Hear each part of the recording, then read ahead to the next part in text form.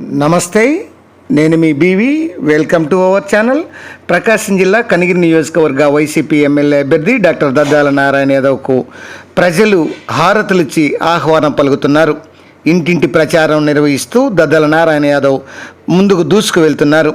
ప్రజా పరిపాలనకు ప్రజలందరూ మద్దతుగా నిలవాలని ఆయన పిలుపునిస్తున్నారు.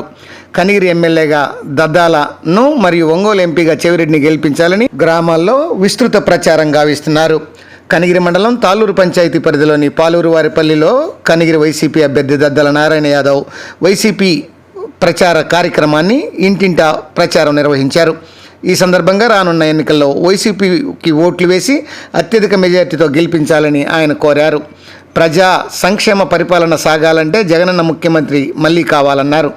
కనిగిరిలో దద్దాల నారాయణ యాదవ్ ఎమ్మెల్యే కావాలని, అలాగే ఒంగోలు ఎంపీగా చెవిరెడ్డి భాస్కర్ రెడ్డిని గెలుపు కోసం ప్రజలందరూ సహకరించాలని అన్నారు. పవిత్రమైన ఓట్లు వేసి గెలిపించాలని ఈ సందర్భంగా ఆయన విజ్ఞప్తి చేశారు.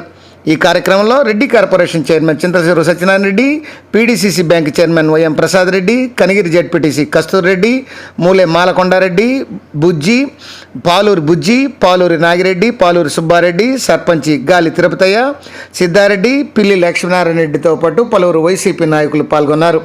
కాగా కార్యక్రమానికి ముందు గ్రామంలోకి పర్యటించగానే దద్దాల నారాయణ యాదవ్కు వైసీపీ నాయకులకు గ్రామస్తులు మరియు గ్రామ మహిళలు తమ సమస్యలను వివరిస్తూ పూల వర్షంతో వారికి హారతులిస్తూ ఆహ్వానం పలికారు.